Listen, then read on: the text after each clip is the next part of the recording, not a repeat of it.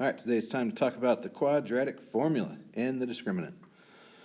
So today we're going to solve quadratic equations by using the quadratic formula, and we're going to determine the number and types of roots based off of the discriminant. All right, so in order to do this, we've got to first of all learn the quadratic formula. So the solution of a quadratic equation of the form ax squared plus bx plus c equals 0. In other words, in standard form, x equals negative b plus or minus the square root of b squared minus 4ac all over 2a. All right, so that is our quadratic formula. We need to learn that. We need to memorize it. You need to make sure that you keep it with you at all times. Helps to sing the song. I'm not going to sing it on the recording. So, I don't want that to be used against me later, but there is a song that goes with it, sung to the tune of Pop Goes the Weasel, we sing in class. So make sure you're learning the quadratic formula. This is how we use it. So, going through our notes. A diver jumps from a diving platform that is 10 meters high. Her arc can be modeled by y equals negative 4.9 x squared plus 2.5 x plus 10, where y is her height in meters and x is the time in seconds. We're going to solve the equations and interpret in context of the problem. So the first thing we're going to do is we're going to figure out what is our A, what is our B, give us some room here, what is our B, and what is our C. Our A is going to be this number in front of the x squared, so it's going to be negative 4.9. Never, ever, ever put an x or an x squared on the right side of a quadratic formula. The only x that should ever be there is the x that's on the left, and there's only one. All right, so for B, it is 2.5, not 2.5x, just 2.5. And for C, it is 10. Okay, so now we are going to plug those numbers into our formula. X equals negative b, so negative 2.5 plus or minus the square root of 2.5 squared minus 4 times negative 4.9 times 10 all over 2 times negative 4.9. Okay, so the next thing we're going to do is we are going to simplify. Everything on the right side is a number. There's no letters anymore. So that means we're just following the order of operations. First thing we're going to do is take care of everything under the radical. So we square the 2.5 to get 6.25. We multiply the negative 4 times negative 4.9 times 10 to get plus 196 over 2 times negative 4.9 is negative 9.8. Okay, so now x equals negative 2.5 plus or minus 6.25 plus 196 is 202.25 over negative 9.8.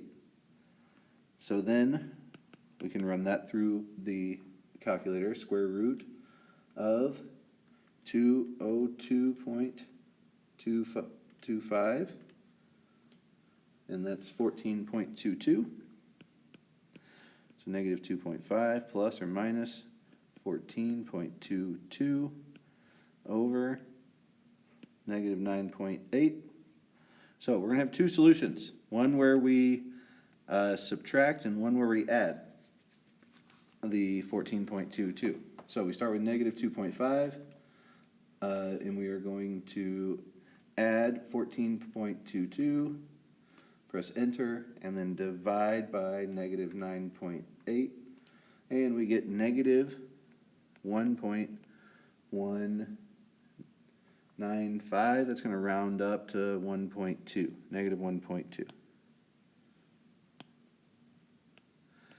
Okay, then we're going to do the same thing. We're going to do negative 2.5, and then we're going to subtract 14.22, press enter, and then divide that by negative 9.8, and we get 1.71. We'll just say 1.7. All right, and so those are the two solutions to this quadratic formula. However, this is the real world. This is a real world application. And we cannot have negative time as an answer. So we can throw that negative 1.2 out. So we know, therefore, that 1.7 seconds is how long it takes her to jump off the diving board until she hits the water. All right, next, solve x squared plus 4x minus 17 equals 0 using the quadratic formula. So again, first step, a equals b equals c equals. Figure out those things. A is 1, b is 4, c is negative 17. All right, so build our equation. X equals negative b, so negative 4 plus or minus the square root of b squared minus 4 times our a of 1 times our c of negative 17 all over 2 times our a of 1. So x equals negative 4. Can't do anything with that yet. We can simplify underneath the radical. We got 4 squared is 16. Negative 4 times 1 times negative 17 is positive 68 over 2. Then we can add those together. Negative 4 plus or minus the square root of 84 over 2. And I know that I can pull a 2 out of the square root of 84 because I can divide 84 by 4. So that's 2 square root of 21 over 2. And now I can simplify that by the fact that I can divide negative 4 and 2 all by 2. So I'll divide those all by 2 to get negative 2 plus or minus the square root of 21. So that is my final answer. Negative 2 plus or minus the square root of 21. And we're ready to move on to the second page. Next, to solve 5x squared plus 8x plus 11 equals 0 using the quadratic formula. So first step, a is equal to, b is equal to, c is equal to. A is 5, b is 8, c is 11. So x equals negative 8 plus or minus the square root of 8 squared minus 4 times our a of 5 times our c of 11 all over 2 times 5. So now we are ready to start to simplify. Negative 8 plus or minus the square root of 64. Negative 4 times 5 is negative 20. Negative 20 times 11 is 220. So that's negative 220 over 10. So we got negative 8 plus or minus the square root of 64 minus 220. And that is negative 156 over 10. All right, and then we can simplify that. The square root of 156, I can divide that by 4. And it's negative, so I can pull an I out as well. So it's negative 8 plus or minus 2I square root 39 over 10. And the only thing I can do left to simplify that is just divide everything by 2. Negative 4 plus or minus I square root 39 over 10. If you want to flip the order and write that square root of 39I, you can. It doesn't matter. Sorry, the bottom should not be 10.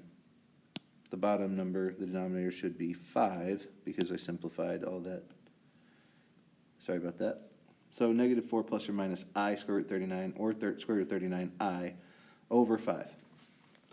So that's it for the quadratic formula. Now it's time to move on to the other part of this lesson, and that is the discriminant.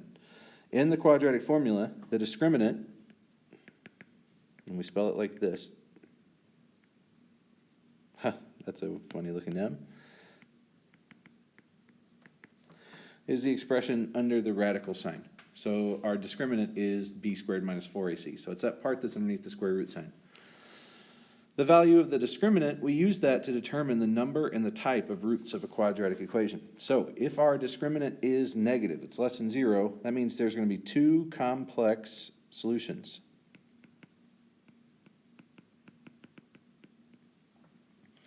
If that's the case, if our discriminant is negative, when we're solving this, you probably want to use the quadratic formula. It's probably going to be the easiest, or you can use completing the square if you really want to.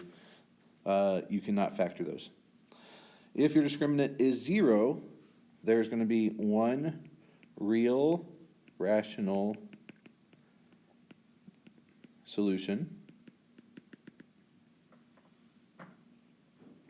And in that case, I would highly recommend you factoring that. That's going to be the easiest, and it's probably going to be a perfect square trinomial, so it's going to be really easy to factor. The third one, if your discriminant is positive and it's a perfect square, there's going to be two real rational solutions. And in that case, I would definitely recommend factoring as well. And then the last one, if your discriminant is bigger than 0 and your discriminant is not a perfect square, so it's positive but it's not a perfect square, there's going to be two real irrational solutions. And if that's the case, I would recommend completing the square or the quadratic formula.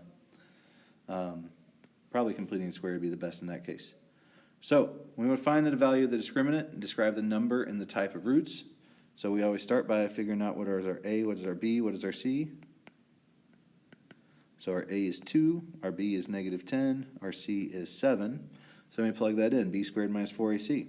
So -10 squared minus 4 times 2 times 7. So that's 100. And then -4 times 2 is -8. -8 times 7 is -56. And 100 minus 56 is 44. So that is a positive number, so it is real solutions. There's going to be two of them. Two real, but 44 is not a perfect square, so those solutions are going to be irrational.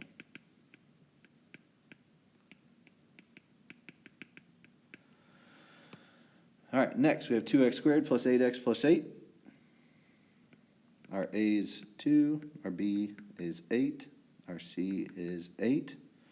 So we would do 8 squared minus 4 times 2 times 8. And so that is 64, and -4 times 2 is -8. -8 times 8 is -64. 64 minus 64 is 0. So that means I have one real rational root.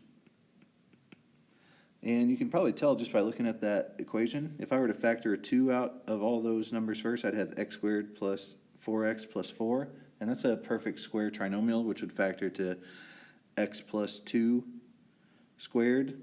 Take the square root of both sides, and I would get x plus 2 equals 0, and so x would be -2. I could solve that really easily. Number C here. Let's see, our A is -5, our B is 10, our C is -15. So that would be 10 squared minus 4 times -5 times -15. So, let's see here. That is 100. And -4 times -5 is 20, and 20 times -15 is -300. So 100 minus 300 is -200. So that means I have two complex solutions because it is negative.